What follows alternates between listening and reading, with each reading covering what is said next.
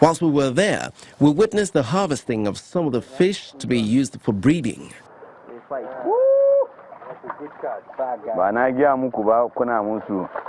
Careful, careful, careful. That fisherman, no allow your catch go. Come on.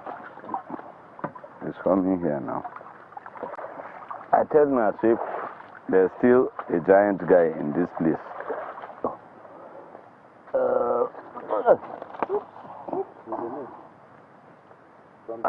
This guy is a governor in the. You can see this. Now looking at this, you can see every part of its body. No injuries, the phallus rightly overlapped, and this is exactly what we want. Wow, I think this should be weighing about 3 to 4 kg. Yes, about 3 kg. Over 3 kg anyway. 3.6, 3.7. For Victor Essien, it was easy to turn his love and passion for fish into business. I worked with a financial consultancy firm for some time. Then I realized that my passion is actually business, and farming came naturally to me because I liked fish farming. I am from Akwa Ibom State, and basically from the riverine area. My ancestors have always been fishermen, so it came naturally to me. So I love fishes, so I took up that and studied it because it has procedures like every other occupation. You have to understand the technicalities involved in the whole value chain, from fish production, fingerlings, your seed fish, and the feed, and up to where you package and brand and sell. That if you want to go that far, which it's very advisable for every farmer to do that, because that's where the money is. If you run the whole value chain, you don't run the risk of losing money along the process, so you get everything. How lucrative is this business? Well, you see, fisheries, it's a business that you can return for your internal rate of returns. You can get 40% IRR. It's high, so it's very lucrative. How large is the market? For lack of appropriate or correct word, I would say extremely large, because if you look at the statistics, both from the FAO, from the Nigerian Agric Ministry, you realize that Nigeria is underfished. Up till now, Nigeria still imports fish. Now, you want to narrow it down to Abuja, where we reside. You realize also that most of the fish we consume in Abuja don't come from Abuja. I'd say what comes from Abuja is about less than 15% of what we consume. The southwest states like Lagos, Kwara, Ibadan, Osun, every morning, Ibadan, they bring fish in tons, thousands of tons to the market here, Kado Fish Market. So the market is quite huge. If you're producing in Abuja, you cut a lot of costs of having to bring your fish from distance because you're close to the market. It's an advantage. So you make a lot of profit. You've been doing this for a while. I need to find out where the consumption is. Is it in individual homes or at entertainment centers like beer parlors or hotels? Now you see, fish, like every other protein, is a necessity. You look at fish, fish is one of the cleanest protein you get. Now, you know, these days people try to avoid red meat, and then there are no cultural or religious barriers to eating fish. Be you a Christian, be you a traditionalist, be you a Muslim, you eat fish. So everybody eats fish. So now to the market, every household eats fish. Now Nigerians are jolly good people. When they want to hang out in the evenings, bars, restaurants, hotels, everybody wants fish. So the market is limitless. What is the biggest threat to the fish farming business? Well, every farmer has this problem,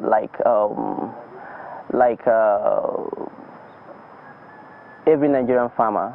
Volatility, yes, the fish business is volatile because, you know, most people want to go into fishery without having the requisite knowledge.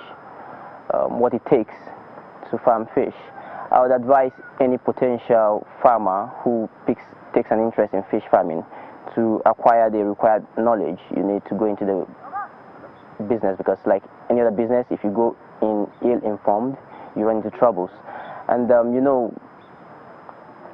like any business like poultry, agriculture generally, it's volatile.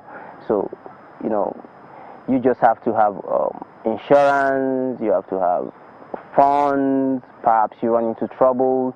You don't just want to go in without sufficient funds, and that's what the Bank of Industry did for us. You know, got us funds that could keep us going even when we encounter problems, because definitely every business, at one point or the other, you could encounter problems. Before we left the farm, the chief promoter, Mustafa Kummadi, told us about his journey with the Bank of Industry. He also emphasized the need for Nigerian youths to look inwards to find financial independence. My experience is so fascinating. What an impossible thing I saw from the scratch turned out to be very possible. And plenty of people out there don't go to Bank of Industry because of what they hear from people. If you go to Bank of Industry today and you are not complete, definitely you shouldn't expect anything from them. Definitely you don't expect anything from them. But when you meet their standards, they disburse to you. Once you meet their standard, you're good to go. How much did you get from the Bank of Industry, and how did you use it? I got 10 million naira fund from Bank of Industry.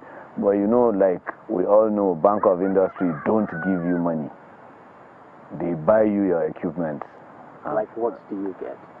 I got generators, I got pumping machines, I got hose, I got fish feed, and I got 6 collapsible ponds from Bank of Industry.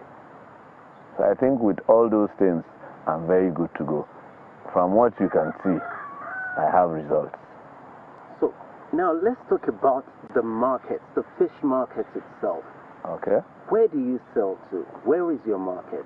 And I'd also like you to explain to me the entire fish farming value chain. My market is in Abuja here for the grow-out fish. But I have market outside Nigeria for my smoked fish. Because as we all know, maybe people don't know, every day fishes are being brought from Ibadan every morning to Abuja. So no matter how big and how big your farm is, your supply cannot meet the demand of the fish in Abuja here right now. Because every day fishes are being brought from Ibadan to fish market here in Life Camp. So the market is so large that everybody can definitely venture into it. The market is so big, very big. Let's distill this further. I want you to explain to me the different value chains in the fish market and how people can benefit from those value chains. Okay, let me start from the fish meal. You see, like the fish meal, right now I'm working on cutting feeding of fish from 100% to like 60%. I'm working on that right now because actually the feeds are very expensive. So now we are producing our own feed so that we can break even. You can grow your fishes in 4 months. So this market of the mill is a different market. Outsiders can come and take feed from me. They can buy in bulk from me and go out and sell. It's a market. There's the hatchery. The hatching is the catch. That's where the main money is, the hatching, because you hatch fish, you don't feed them for long and you sell. You feed them for 3-4 weeks and you sell. So we have people that come, second-hand people that come to take these fingerlings from us and sell to the third-hand people. So there's still businesses there to do. Then the grow out, the table size, We have people that come to the farm because we don't take fish outside. It's not our business. We just grow it to the table size. They come pick, go out there, sell to the third party, and so on, till it gets to the gardens, the hotels. So you can see there are a lot of businesses there in the food, in the fish chain business. Okay, walking through your farm, I realized that there are some ponds that have bricks. You sort of made concrete walls in those ponds. Yeah. And I saw some without. Yeah. What's the difference? Actually, the difference is those pitched stone you're seeing avoids the ponds from collapsing. And the full earthen pond you see me leave in the farm, I stock the brood stock, the parent fish inside, because they are not much, they are few. So I'm not worried about the ponds collapsing. But the pitched stone avoids erosion and other stuff in case of rain, and so that's why the stones are there.